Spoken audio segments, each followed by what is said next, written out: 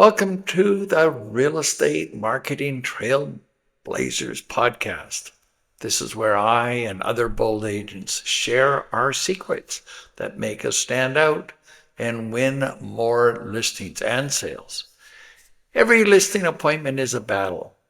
Blend with the masses, you lose. I dare you to show up with unique, innovative marketing and dominate to win. You'll learn from my 30 years of experience and over 1,000 home sales and from other trailblazers across the industry who can prove that different wins. So get ready. It's time to blaze your own trail in real estate marketing. Okay, this episode's all about winning your sale. You're writing an offer on a property, and we're talking about how to make your offer stand out and win. Remember, if there's, say, 4 other offers, you've only got a 20% chance of winning. That's not good enough. If you're going out there, you want to win, okay? You have to win. Number 1, show them the money. Bring a certified bank draft made out to your real estate company and trust, of course. There's no risk. But I'm talking one big $50,000 certified draft sitting right in front of your offer. Let the sellers really focus on it. Let the listing agent know that these are not wishy-washy buyers. Remind them how many deals collapse because buyers get cold feet over the weekend or they don't have proper financing, right? So, in fact, I'll tell you what I've done in the past. I have actually carried with me a wad of cash, like let's just say $500 or $1,000, $100 bills, some $50 bills. When I put that on the table, wow, do the seller's eyes focus on the cash? Their mind becomes totally tunnel vision, is all they're watching is the cash, and they're missing some of the terms of the contract. Wow. Well, the $50,000 check needs to be very visible when the agent's presenting it. Front of the offer, absolutely. And they will notice that. They will recognize the value there. They need to see that this buyer's different. They're actually serious. They're really committed. Who does that? That'll impress them with money in hand right up front. Now, number 2, by the way, we've got 7 different items here, but number 2 is keep the subjects to a minimum. Good gosh, the more subjects you add, the weaker your offer looks. You don't need 10 subjects. You really only need 1 subject. If you don't remove that 1 subject, you don't buy the house. Why pollute it with so many things? Ask the listing agent if the home was ever previously inspected, or in some cases, the seller had it pre-inspected so they could address any deficiencies. The cleaner the offer, the stronger your position. Now, number 3, have a backup home in play. Your buyers need to choose a second home they like and identify what features are stronger than the one you're writing on. You guys, this is critical. You cannot go into negotiations with the seller believing they have no competition, or they'll stick to their price. Tell the seller that, honestly, that your wife loves this home because of the kitchen, but they've agreed your husband really likes the other home across town with that big workshop. And the couple have made it clear your offer is firm with 0 room to negotiate. This is the price. And if the seller doesn't accept it, the husband gets his chance and is ready to buy the other home. And that agent is already encouraging us that the deal will get done. That's how you make your offer stronger, clearer, and harder to walk away from. that's how you win the sale. Okay? Now, know your competition. If you're in multiple offer situation, it's time to dig. But even if you've only, let's say the listing's been on the market for a month and you're theoretically the only offer, you still need to dig. So this is where you sharpen your detective skills and you call the listing agent and you test. Let's say there are multiple offers. The question I ask is, how many offers do you expect? What's the price range you're seeing? And test them on the terms. Like, for example, when do your people want to move? What's the ideal completion date? Do they already have a place to go? Do they need to rent back for a month to get all their furniture out? Uh, anything at all to try and learn the motivation of your sellers. Now, this is the big one. If their moving truck is coming in 4 weeks, or they've already found their one and only dream home by the ocean, you've now learned their motivation. Okay. Now, let's say the home was listed for $1 million. And if there were no offers yet, you might say, Bob, if I write $900,000, do I even have a chance? Well, now most realtors will say, oh, I have no idea. That's fine, but don't stop there. Keep testing. Does it feel like any of the offers are very strong? Now, in today's privacy rules, many agents are gun shy. They don't like to give up any information. But you're asking your 20 questions and you just have to go super soft on them. Bottom line is, do they have a full house of cards or not? Hone in your detective skills. Do they have a royal flush? Because here's the truth, many realtors never actually ask their sellers what they'll do if an offer comes in. Of course, the more experience you get, the more you would actually test your sellers, okay? Now I'm listening for the key words like, well, they said they'll never go below this price. Or if we can buy the other home for less, we might reduce our price. That's actually working with your seller and really trying to understand what they're doing.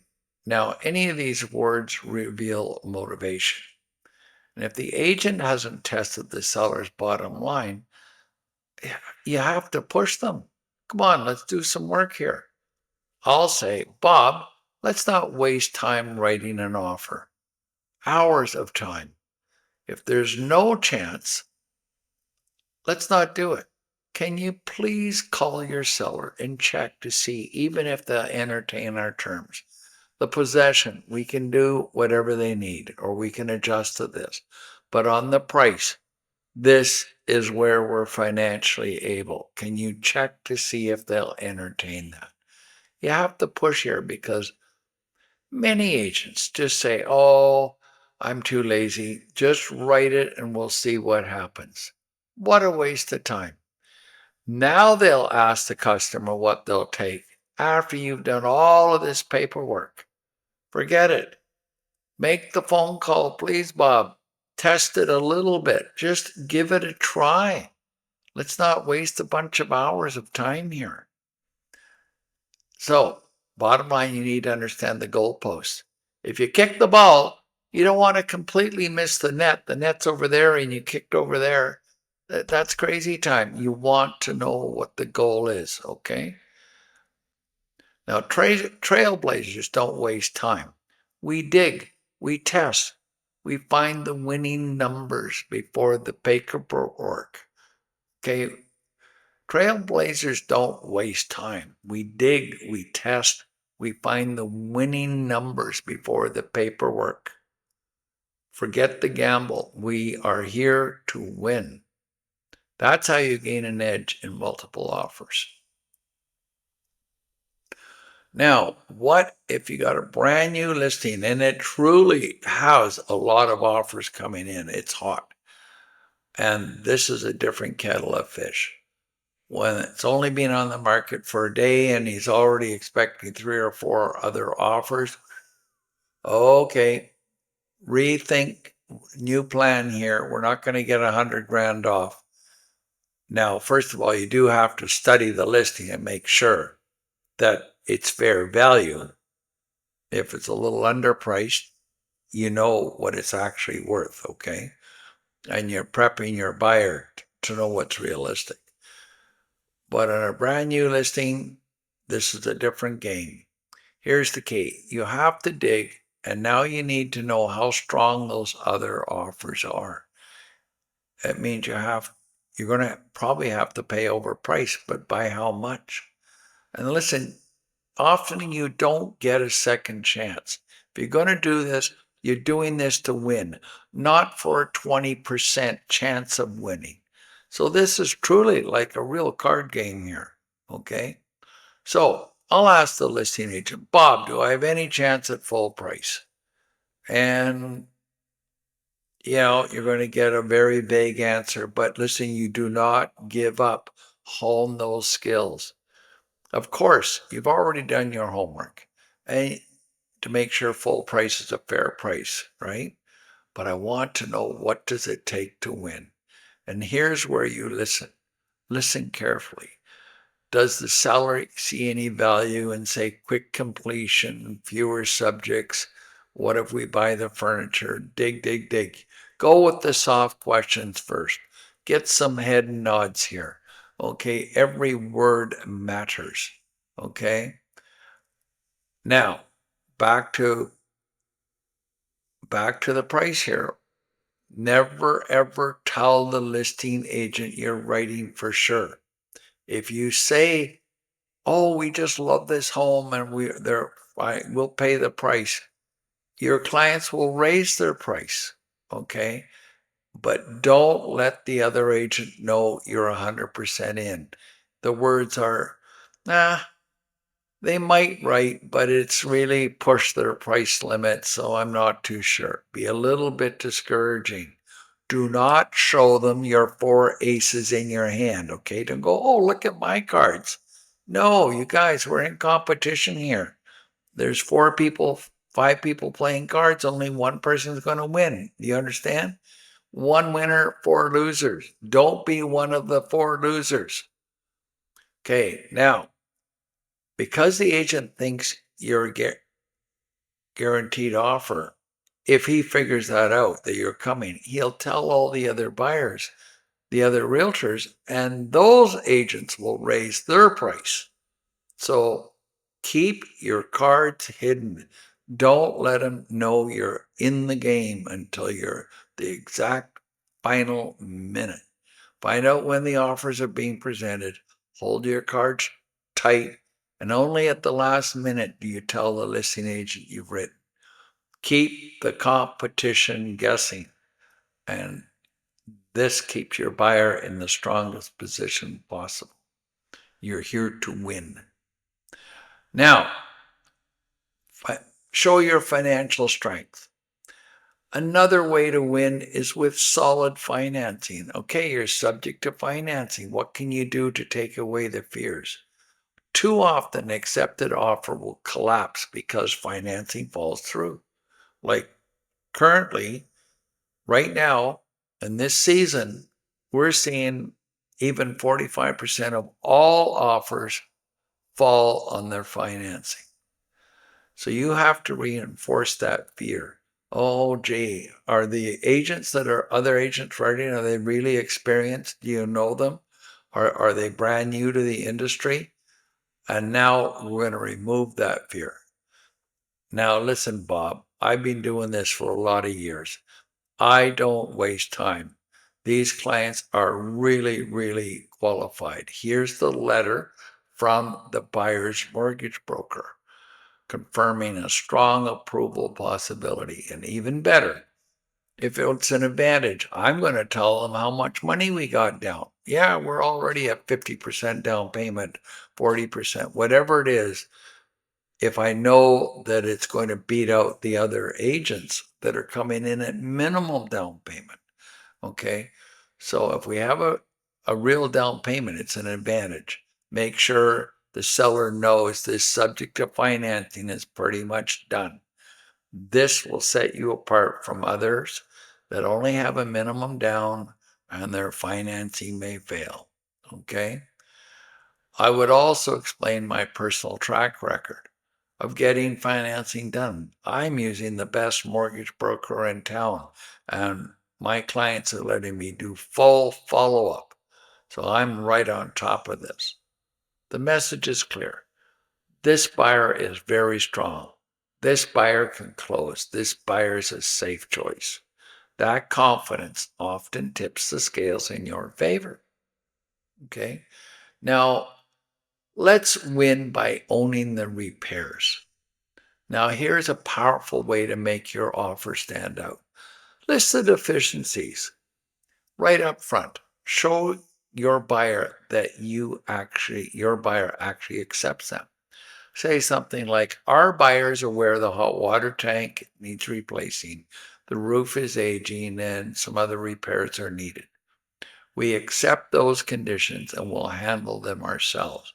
Now, the message you're trying to give there is that often people get an inspection and they're asking the seller to come down on the price and they're demanding this discount. So we want to take away that fear, and we want to show, once again, our offer has no surprises. We're not changing our price after inspection. Okay? This removes a big layer of uncertainty for the seller, and multiple offer situations certainly is power. Makes your offer stronger and often the one they'll choose. I put it right in the contract because I need to have that realtor read this clause. Okay, the seller accepts the repairs. Okay, other than that, if just ask them to say it, it's not going to happen. Now, the last one is a nice touch. A family profile can often help your offer win. Now you're speaking to the heart. A simple family photo and stories introduce your buyer, their families, why they, even their dog, their friendly dog, their kids, and how much they'll love living in this neighborhood, how much they appreciate all the hard work your sellers have done with the landscaping, the backyard. So let them feel good about this, and let them feel the new curator of their property is going to love and maintain it.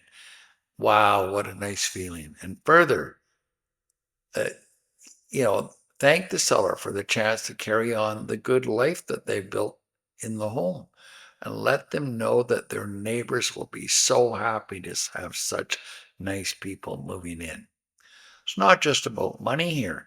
Now we want people to be happy that the community is protected and feel good that their home would be loved and respected. Okay? So when you strike that chord, the seller will often lead towards your offer, even if the price is close. I've seen sellers take less money because they like the buyer. Seriously, less money because they feel bonded to the buyer. They know that the neighbors will love them. Okay? So there you go. We're talking, what does it take to win? And this is your chance not to lose. Don't go through life with a 20% win factor. Move that right up to the 70, 80, even 90% win by doing these steps. Walk in there strong and get the sale. You have to do the work. You're calling the agent. You're digging, digging, digging. You're finding out where the goalposts are. You're not kicking in completely into the wrong field, okay? You need to know what you're aiming for and know all of the terms to make this sale work. So thanks for joining me on the Real Estate Marketing Trailblazers podcast. If you enjoyed today's episode, hit subscribe so you never miss the bold ideas that help you win more listings and more sales. Share this podcast with another realtor who needs to hear it. And remember, in real estate, if you look like everyone else, you make the same as everybody else. You actually lose. Stand out, be different, blaze your trail, and make sure your clients know you are special. Bye-bye for now.